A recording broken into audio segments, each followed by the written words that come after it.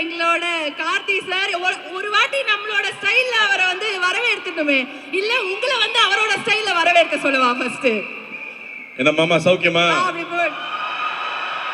நன்றி, ரொம்ப நன்றி, ரொம்ப சந்தோஷம். எல்லாம் குடும்பத்தோட இருக்கீங்க, ஃப்ரெண்ட்ஸோட இருக்கீங்க. So happy to see all of you. பத்திரிகை, தொலைக்காட்சி ஊடக நண்பர்களுக்கும் வணக்கம். ஒவ்வொருத்தரும் பேசும்போது மேலகன் எவ்வளோ ஸ்பெஷல்னு சொல்லிட்டே இருந்தாங்க.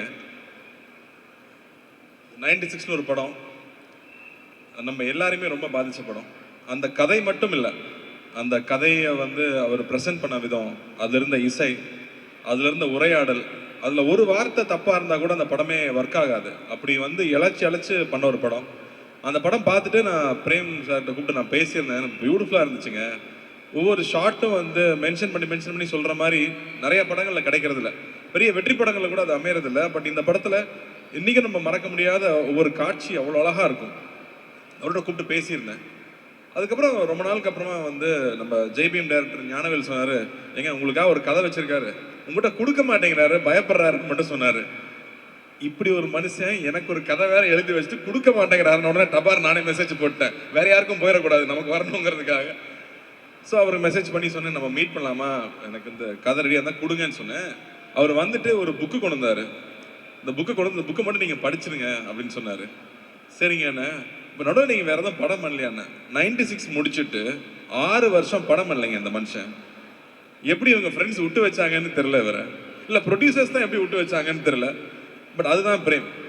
ஒரு பணம் புகழ் பின்னாடி ஓடுற ஆள் இல்லை, அந்த ஆர்ட்டுக்காகவும் அந்த எழுத்துக்காகவும் மட்டுமே இருக்கிற ஒரு அபூர்வ சில மனிதர்கள் இருப்பாங்களே, அந்த மாதிரி பொருட்காட்சியில் வைக்கிற பீஸ் வேறு. அப்படி ஒரு ஆள் வந்து ஒரு அழகான ஒரு ஸ்கிரிப்டை கொண்டு வந்து கொடுத்தாரு. ஸ்கிரிப்ட் படித்தேன். படிக்கிறதுக்கு ஒரு 3 மாதம் ஆயிடுச்சு. ஏன்னா அப்புறம் கண்டினியூஸாக ஷூட்டிங்கில் இருந்தேன். அந்த புக்கு படிக்கும் போதே ஒரு 6 இடத்துலையாவது கண்ணில் தண்ணி போயிட்டே இருக்கு. ஐயோ பேப்பர் நனைஞ்சிருச்சேன்னு சொல்லி நான் திருப்பிட்டு இருக்கேன். படித்து முடிச்சுட்டேன். எனக்கு வந்து அந்த அந்த புக்கை பற்றி என்ன சொல்கிறதுனே தெரியல. ஏன்னா மனசுக்குள்ளே வந்து சக்தி சொன்ன மாதிரி அவ்வளோ உணர்ச்சிகளை கொண்டு வருது. நான் தேங்க்ஃபுல்லி நாங்கள் வந்து ஃபர்ஸ்ட் ஜென்ரேஷன் தான். நான் அப்பா அம்மா வந்து கிராமத்துலேருந்து வந்தவங்க. நான் சென்னையில் படிச்சிருக்கேன். பட் என்னோட ஹாலிடேஸ் ஃபுல்லாக கிராமத்தில் தான் இருக்கும். இந்த படம் வந்து இந்த புக்கு படிக்கும்போது எனக்கு இருந்த உணர்வு என்னென்னா, இது தமிழ்நாடு, இது நம்மளுது இல்லை, இதுதான் நாம இல்லை அப்படிங்கிற ஒரு உணர்வு வந்துட்டே இருந்துச்சு. அது கரெக்டாக கோவிடுக்கு அப்புறம். அது இந்த படம் கூட இந்த புக்கு கூட கோவிட்ல எழுதின புக்குன்னு தான் நினைக்கிறேன். ஏன்னா கோவிட் வந்து அந்த பீரியடை நம்ம எல்லாரையுமே யோசிக்க வச்சிருக்கு. நம்ம எங்கே போயிட்டு இருக்கோம், நம்ம அப்பா அம்மா என்ன இருக்காங்க, அப்பா அம்மா கிட்ட பேசுகிறோமா, அண்ணன் தம்பி கூட பேசுகிறோமா, நம்ம சொந்தக்காரங்க கூட பேசுகிறோமா, நம்ம ஊருக்கு போகிறோமா, நம்ம குலதெய்வம் கோயிலுக்கு போகிறோமா, அந்த தேடல் எல்லாருக்கும் இருந்துகிட்டே இருக்கு. நான் இப்போ வந்து சென்னையில் ஒரு தீபாவளி பொங்கல்னா சென்னை காலி, இங்கே யாருமே இருக்கிறது இல்லை. டோல்கேட்டில் போய் நின்னோம்னா அத்தனை வண்டி நிற்குது. எல்லாரும் ஊருக்கு தான் போயிட்டு இருக்காங்க. எல்லாருக்குமே ஒரு தேடல் இருக்கு. நம்மளுடைய ரூட்ஸ் என்னவோ அதை விட்டுறக்கூடாதுங்கிற தேடல் இருக்கு. அதை மிக கச்சிதமாக கேப்சுலேட் பண்ணுற படமாக நான் மேலகன் பார்க்குறேன். அண்ட் இந்த படம் வந்து படம் பார்த்தவங்க ஒவ்வொருத்தராக வந்து பிஸ்னஸில் பார்க்குறாங்க, அப்ரிஷியேட் பண்ணுறாங்க. எப்படிங்க அந்த கதையை தேர்ந்தெடுத்தீங்கன்னாங்க, இவ்வளோ கமர்ஷியலான ஒரு படம், இது ஏங்க நான் பண்ணக்கூடாது அப்படின்னு தான் சொன்னேன். ஆக்ஷனும் காதல் காட்சி மட்டுமே கமர்ஷியல் ஃபிலிம் கிடையாது இல்லையா? ஸோ அந்த மாதிரி இதில் வந்து அவ்வளோ அற்புதமான விஷயங்கள் இந்த படம் பேசுது. ஸோ அந்த வகையில் இந்த படம் எனக்கு கிடைச்சதுல ரொம்ப ரொம்ப சந்தோஷம். அதுக்கப்புறம் எங்கள் அண்ணன் மேட்ருக்கு வரேன். அவர் என்னமோ என்ன அண்ணன்ட்டார், அருண்சாமி சார். என்ன நினைச்சிட்டு இருக்கீங்க நீங்க? ஏன் சார் அதுல வேற வந்து இவ்வளவு பிரஸ் இருக்காங்க, கையெல்லாம் வச்சு மிரட்டுறாரு. ரொம்ப ஓவரா போயிட்டு இருக்கு, பயமா இருக்கு. என்னன்னா பஞ்சாயத்து தீர்க்க வேண்டியது இருக்கு. எனக்கு வந்து கைதி வந்து ஒரு பயங்கரமான எக்ஸ்பீரியன்ஸ். ஏன்னா ஃபுல்லா நைட்லயே ஷூட் பண்ணோம். ஃபுல் நைட் ஷூட்டிங்க. லோகேஷ் கொண்டு எடுத்துருவான், டெய்லி ஃபைட் வேற. இந்த படத்துல வந்து மறுபடியும் ஃபுல் நைட் ஷூட்டிங்கு. ஆனா நல்லபடியா ஒரு ஃபைட்டு கிடையாது படத்துல. அதனால ஃபைட்லாம் எதிர்பார்த்து வந்துடாதீங்க. ஆனால் அந்த ஒவ்வொரு நைட்லையும் அருண்சாமி சார் கூட உட்காந்து நாங்கள் பேசிகிட்டு இருந்த விஷயங்களாகட்டும், ஏன்னா அவரே பேசிகிட்டு இருந்தார், நான் கேட்டுருந்தேன்னு சொன்னால் அவர் கோவப்படுவார். நாங்கள் 2 பேரும் சேர்ந்து பேசிகிட்டு இருந்தோம். ராஜகிரண் சார்லாம் வந்து ஒரு கதையை ஓகே பண்ணுறதே அவ்வளோ பெரிய விஷயம். அவர் வந்து தம்பி இதெல்லாம் ரொம்ப ஸ்பெஷலான படம், இந்த படத்தில் இந்த கதை அதில் எழுத்துருக்கிற ஒரு விஷயமும் மிஸ் ஆகாமல் கொண்டு வந்து சேர்த்துட்டோம்னாலே போதும், அதான் பெரிய விஷயம்னாரு. ஸோ நானும் அருண்சாமி சார் நாங்கள் பேசும்போது இந்த சீனில் இருக்கிற இந்த அழகு குறையாமல் நம்ம என்ன பண்ணிட முடியும், அதை ஒரு சின்ன பெசகு கூட மிஸ் பண்ணிடாமல் கொண்டு வந்து சேர்க்கணும் அப்படிங்கிறது தான் ஐ திங்க் எங்களோட கான்வர்சேஷன் மோஸ்ட்டாக அதை பற்றியே இருக்கும். அண்ட் இன்னொரு விஷயம் வந்து அருண்சாமி சார் சொன்னது ரொம்ப ஆச்சரியமாக இருந்தது. அவர் ஒரு வில்லேஜ் பாய் அப்படிங்கிறாரு. அவர் வில்லேஜ் பாய் மாதிரி அங்கே இருக்காரு. யார் சொல்ல ஒத்துக்க முடியாது. நான் இன்ன வரைக்கும் ஒத்துக்கல. ஆனால் அவருக்கு அவ்வளோ ஒரு கனெக்ட் இருக்குது, அவ்வளோ ஒரு மெமரிஸ் இருக்குது. தஞ்சாவூரில் போய் அங்கேயே இருந்து அந்த படம் ஃபுல்லாக நாங்கள் ஷூட் பண்ணது. அந்த ஃபர்ஸ்ட் டே வந்து நான் கேட்டுட்டு இருந்தேன், எங்க தஞ்சாவூருக்குன்னு ஸ்லாங் இருக்கா அப்படின்னு கேட்டுட்டு இருந்தேன். இல்லைங்க, சுத்தமான தமிழ்னா தஞ்சாவூரில் பேச தான் சுத்தமான தமிழ். மற்ற எல்லா ஊர்லேயும் ஆக்சென்ட் இருக்கும், பட் சுத்தமாக க்ளீனாக இருக்கிறது தஞ்சாவூர் தான் சொன்னார். அப்போ அங்கே ஒரு தமிழ் டீச்சர் ஒருத்தங்க இருந்தாங்க, அவங்களை கூப்பிட்டு வந்து எங்கேயா விட்டாங்க. அவங்க வாப்பா அப்படின்னாங்க. ஓ, இதுதான் தஞ்சாவூரா, நான் அப்பவே புரிஞ்சுக்கிட்டேன் நான். அதாவது வெள்ளந்தியா ஒரு சின்ன ஒரு பிளாக் கூட இல்லாமல் நம்மளை பற்றி என்ன நினைப்பாங்கன்னு யோசிக்காம அப்படி அன்பை கொட்டுறது இருக்கு இல்லையா, அது அந்த ஒரு செகண்ட்ல புரிஞ்சுது. அதை பிடிச்சிக்கிட்டு தான் படம் ஃபுல்லாக நான் ட்ராவல் ஆனேன்னு சொல்லலாம்.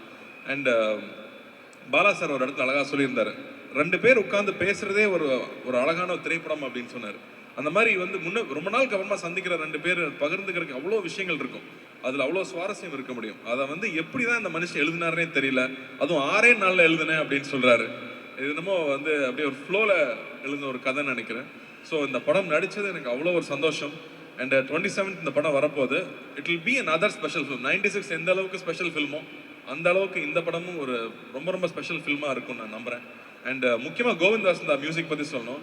96 காதலே காதலே வந்து இன்றைக்கும் எல்லாரும் ஒய்ஃபுக்கும் லவருக்கும் வச்சிருக்கிற ரிங்டோன் வந்து காதலே காதலேன்னு அந்த பாட்டு தான் இருக்குது.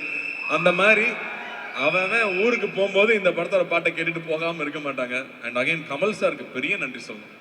அவருடைய அந்த ஒரு லயன்ஸ் வாய்ஸ்ன்னு சொல்கிறதா, அவர் பாடி கொடுத்தது அந்த படத்தில் வர ஒரு ரொம்ப முக்கியமான ஒரு கட்டம். அதுக்கு அவர் ஆட் பண்ண வேல்யூ வந்து கொஞ்சம் கொஞ்சம் கிடையாது. ஸோ கமல் சார், நம்ம உலக நாயகன் அவர்களுக்கு மறுபடியும் உங்கள் எல்லாரும் முன்னாடி நான் நன்றி சொல்லணும்னு நினைக்கிறேன். அண்ட் இந்த கதை அழகாக வந்து சேரணும் அப்படிங்கும்போது 96ல் இருக்கிற ஒவ்வொரு பொக்கிஷம், ஒவ்வொரு டெக்னீஷியனும் அப்படியே இந்த படத்துக்குள்ளே வந்தது. மகி வந்ததாகட்டும், இல்லை கோவிந்த் வசந்தா வந்ததாகட்டும், எடிட்டர் ஆகட்டும், அவங்க அப்படியே இந்த படம் இந்த கதையே அவங்கள தேர்ந்தெடுத்துக்கிச்சு. அந்த கதை என்னென்ன தேவையோ அதை ஒவ்வொன்றா செதுக்கிச்சுன்னே சொல்லலாம். ஸோ அந்த மாதிரி ஒரு ரொம்ப ரேர் ஃபில்மாகவே நான் அதை பார்க்குறேன். So it's very very special for all of us. And 2D அண்ணா கிட்ட கொடுத்துட்டா பிரச்சனையே இருக்காது.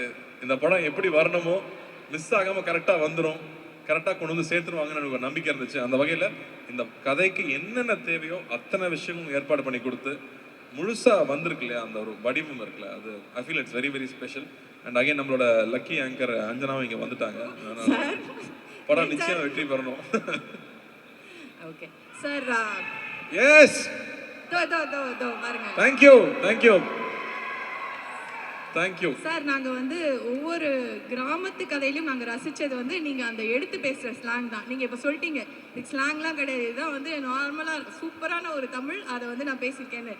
என்ன மாமா சௌக்கியமாவா நாங்கள் கேட்டுட்டோம். தஞ்சையில் இருக்கிற அந்த எப்படி பேசுனீங்கிறது எங்களுக்கு கேட்கணும்ல. ஒரு 2 டைலாக் அப்படியே எடுத்து விட்டீங்கன்னா சொன்னா அப்புறம் சென்சார் இருப்பாங்க. எல்லாருக்கும் பிடிச்சிருக்கிறது வந்து பரவாயில்ல சொல்லுங்க, அதெல்லாம் நம்ம கட் பண்ணி பீப் போட்டுக்கலாம். அத்தான் அத்தான படம் ஃபுல்லாக வந்து அருண்சாமி சார் அத்தான் அத்தான்னு பேசி கொலை எடுத்துட்டேன் நான். அதில் ஒரு சீனில் வந்து சாப்பிட்டுட்டு இருப்போம், அவர் பர்ஸில் நிறைய காசு இருக்கும். இவ்வளோ காசை யாராவது பேக்கில் வைப்பாங்களா? பர்ஸில் தானே வைக்கணும். அவர் வேறு சாப்பிட்டு இருக்காரு, அவர் எழுப்பணும். எப்படி எழுப்புறது? அதான் கொஞ்சம் சூத்தாம்பட்டையை தூக்குங்க அப்படின்னு சொல்லிட்டு பர்ஸில் வச்சு விடணும். அந்த வார்த்தை எனக்கே புதுசாக இருந்துச்சு. இப்படி தான் பேசுவாங்களான்னா, இல்லை எங்கள் ஊரில் இப்படி தான் பேசுவாங்க அப்படின்னு சொன்னாங்க. ஸோ இந்த யதார்த்தம் இருக்கு இல்லையா, எந்த ஒரு ஸ்க்ரீன் இல்லாமல் ஃபில்டர் இல்லாமல், நம்ம நோ ஃபில்டர்னு போடுவோம்ல ஹேஷ்டேக்ல, அந்த மாதிரி நோ ஃபில்டர் ஜோனில் இருக்க ஒரு கேரக்டர். நம்ம ஊரில் பொதுவாக ரொம்ப நல்லவனாக இருக்கிறவன், பாசமாக இருக்கிறவனை வந்து ஏமாளின்னு சொல்லிடுவோம். ஆனால் அந்த மாதிரி கேரக்டர்ஸ் அவர் கிரியேட் பண்ண கேரக்டர் வந்து மற்றவங்க என்ன சொன்னாலும் தன்னோட இயல்புலேருந்து மாறாமல் இருக்கிற கேரக்டர் இருக்கு இல்லையா. ஸோ அதுதான் அந்த கேரக்டர். அது ரொம்ப பியூட்டிஃபுல்லாக எழுதியிருக்காரு அவர். ஸோ அதில் அவருக்கு தான் எல்லா பெருமையும். Fits like a glove sir. Karthi sir அந்த மாதிரி தான்ங்கிற மாதிரி தான் நாங்கள் பார்த்துருக்கோம். இன்னும் ஒரு விஷயம் என்னன்னா, நம்ம டைரக்டர் சாருக்கு வந்து ஒரு அழகான ஒரு நாஸ்டாலஜிக் கனெக்ட் வந்து அந்த பாடல்கள் மூலியமா கொடுக்கறத 96லயே வந்து பார்த்தோம் இல்லையா. ஏன்னா அந்த ஒரு பாட்டு பாடின உடனே அப்படியே எல்லா ஃபீலிங்ஸும் கொட்டிட்டு வரும் அப்படிங்கிற மாதிரி வந்து ராஜா சார் பாடல்கள் வந்து யூஸ் பண்ணி இந்த படத்துலயும் அந்த மாதிரி நாங்கள் ஏதாவது எதிர்பார்க்கலாமா? ராஜா சார் மியூசிக் இல்லாமல் இவர் கதை எழுத மாட்டாருன்னு நினைக்கிறேன். இந்த படத்துலயும் அந்த மாதிரி ஒரு விஷயம் வச்சிருக்காரு. அது ரொம்ப அழகான ஒரு சுச்சுவேஷன்ல வரும். அதனால நீங்க அதை படத்துல பார்த்தா நல்லா இருக்கும்னு நினைக்கிறேன். அண்ட் வந்து நான் கேட்டேன், இது வந்து அபவ் 35ல இருக்கவங்க எல்லாருக்கும் ரொம்ப பிடிக்கும், 20ஸ்ல இருக்கிற பசங்களுக்கு பிடிக்குமா? இந்த மாதிரி ஒரு நாஸ்டாலஜிக்கான ஒரு கதை பிடிக்குமான்னு கேட்டா இல்லைங்க நான் ஃப்ரெண்ட்ஸுக்கு சின்ன சின்ன பசங்க எடுத்து படிக்க ஆரம்பிச்சேன். அட பாவிகளா, நீங்க இவ்வளோ சந்தோஷமா வாழ்ந்துருக்கீங்களா? நான் எந்நேரமும் ஃபோனுக்குள்ளேயே இருக்கோம், எங்களுக்கு இந்த அவுட்டோர் லைஃபே தெரியல அப்படின்னு சொன்னாங்க. இந்த மாதிரி சொந்தங்கள் இருக்குன்னு தெரியலன்னு சொன்னாங்க. ஏன்னா இங்க எல்லாருமே சிங்கிள் சைல்டு ஆயிடுச்சு. ஸோ அப்போ அத்தை மாமா சித்தப்பாங்கிற அந்த சொந்தங்களும் இல்லாமல் போயிடுது, கசின்ஸுங்கிற விஷயமே இல்லாமல் போயிடுது இல்லையா? ஸோ அப்படி இருக்கும்போது அவங்களுக்குமே இது ரொம்ப புது எக்ஸ்பீரியன்ஸாக இருக்கும்னு நான் நம்புறேன். ஓகே, ஸோ நம்ம எல்லாருக்குமே வந்து ரொம்ப அழகான ஒரு விஷயம் வந்து பண்ண ஒரு தெரப்பி மாதிரி நாங்கள் போய் பார்க்கலாம்னு நினைக்கிறேன் சார் இந்த படத்தை. அண்ட் சரி, ஏதோ உங்களை ரொம்ப தொல்லை பண்ணுறேன்னு சொல்லிட்டே இருந்தார் அவர், படத்தில் இருக்க மாதிரியே தொல்லை பண்ணுறேன். என்ன அப்படி தொல்லை பண்ணீங்க? என்னங்க, நைட் ஷூட்டிங் போயிட்டு வருவோம். நைட் ஷூட்டிங் போயிட்டு வெறும் வயிற்றுல தூங்க முடியுமா? தூங்க முடியாது. காலைல சாப்பிடணும். இவர் தூங்குறேன் பாரு. அப்புறம் காலைல எழுப்பி வாங்க சார் சாப்பிட போகலான்னு சொல்லி சாப்பிட்டு போய் தூங்க வச்சிருவேன். அதுக்கப்புறம் கரெக்டாக 1 மணிக்கு எனக்கு பஸ்ஸும் அவர் தூங்கிட்டு இருப்பாரு. திரும்ப 1 மணிக்கு எழுப்பி வாங்க லஞ்சு கம்பெனி கொடுங்கன்னு கூட்டிட்டு போவேன். ஸோ இந்த மாதிரி சின்ன சின்ன தொல்லைகள் தான். 1 மணிக்கு ஒரு மனுஷனை தூக்கத்துலேருந்து எழுப்பிட்டு சாப்பிட்றதுக்கு அதுவும் அப்படின்ற இல்லைங்க, இந்த படத்தில் அட்வான்டேஜ் என்னன்னா சாங் ஃபைட் இந்த பிரச்சனை எல்லாம் இல்லை. ஸோ டயட்லாம் இருக்கணும்னு அவசியம் இல்லை. காரைக்குடியில் வேற தங்கியிருக்கோம், சாப்பாடுக்கு சொல்ல வேணுமா? அதனால 2 பேருமே ஃபூடிஸ் ரொம்ப என்ஜாய் பண்ணியிருக்கோம்.